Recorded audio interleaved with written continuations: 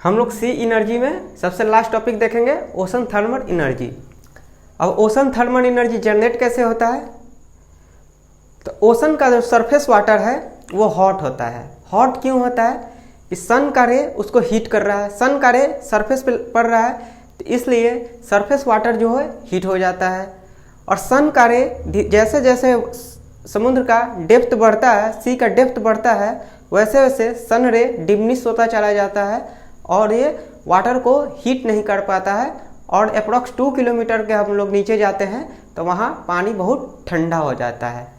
अब ऊपर गर्म पानी है और नीचे ठंडा पानी है। ऊपर का टेम्परेचर हाई है, नीचे का टेम्परेचर लो है। ऊपर और नीचे के टेम्परेचर के बीच जो डिफरेंस है, इस डिफरेंस से ही हम लोग एनर्जी जनरेट करवाते हैं। ये जो बीच का टेम्परेचर डिफरेंस है यही हम लोग को एनर्जी जनरेट करवाता है। हम लोग इसमें क्या करते, एक सेटअप करते हैं, समुद्र में एक सेटअप करते हैं। अब हम लोग सेटअप में क्या करते हैं, इस सेटअप में क्या करते हैं कि लिक्विड अमोनिया को रखते हैं। लिक्विड अमोनिया रूम टेम्परेचर पे वो लिक्विड में होता है, जैसे ही उसको थोड़ा सा हीट करते हैं तो वेपर में चेंज हो जाता है। अब लिक्विड अमोनिया वेपर में चेंज हो गया, उस वेपर को हम लोग टरबाइन पे फ्लो कराते हैं। टरबाइन को जब टरबाइन पे फोर्सफुली वेपर फ्लो होता है तो टरबाइन रोटेट होता है। टरबाइन जब रोटेट होता है तो उससे जनरेटर की मदद से इलेक्ट्रिसिटी प्रोड्यूस हो जाता है। फिर से वो वेपर, सारे वेपर कलेक्ट होके कंडेंस चेम्बर में आ जाता है। कंडेंस चेम्बर में नीचे का ठंडा पानी उसमें इंटर करता है और फिर आउटलेट हो जाता है, मतलब बाहर निकल जाता है। इसके वजह से नीचे अमोनिया कंडेंस हो जाता है और फिर से लिक्विड में चेंज होके फिर से साइकिल को पूरा करवाता है। The surface water of sea is heated by sun while the water in deeper section relatively cold. Thermal energy, this difference in temperature is exploited to obtain energy in ocean thermal energy conversion plant. हम लोग ocean thermal energy conversion plant से इस difference को हम लोग energy में change कर देते हैं। Warm water use to boil a volatile liquid like ammonia.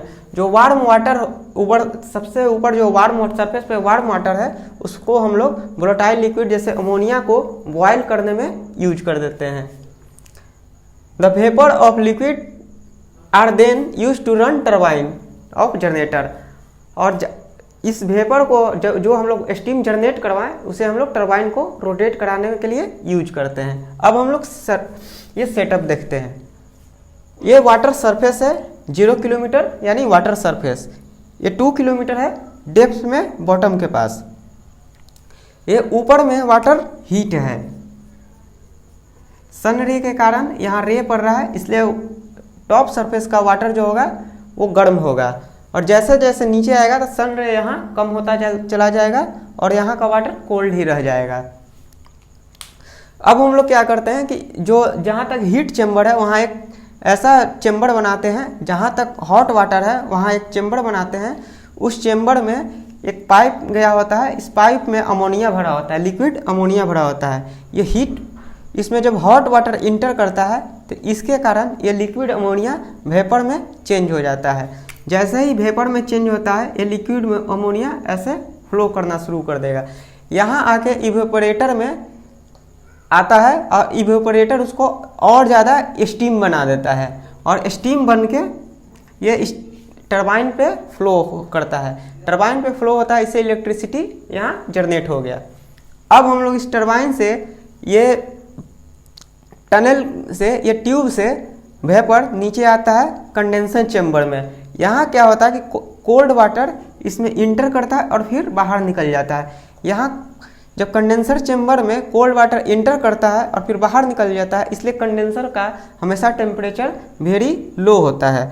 इसके कारण जो वेपर आया यहाँ कंडेंस हो गया। कंडेंस होने के बाद फिर से ये लिक्विड में आ जाता है और लिक्विड में आके फिर से लिक्विड अमोनिया लिक्विड स्टेट में आ गया और फिर से ये साइकिल शुरू होगा। फिर से हॉट वाटर के कारण ये ऐसे साइकिल इसका चलता रहेगा और इलेक्ट्रिसिटी जनरेट होता रहेगा। यही है ओशन थर्मल एनर्जी प्लांट।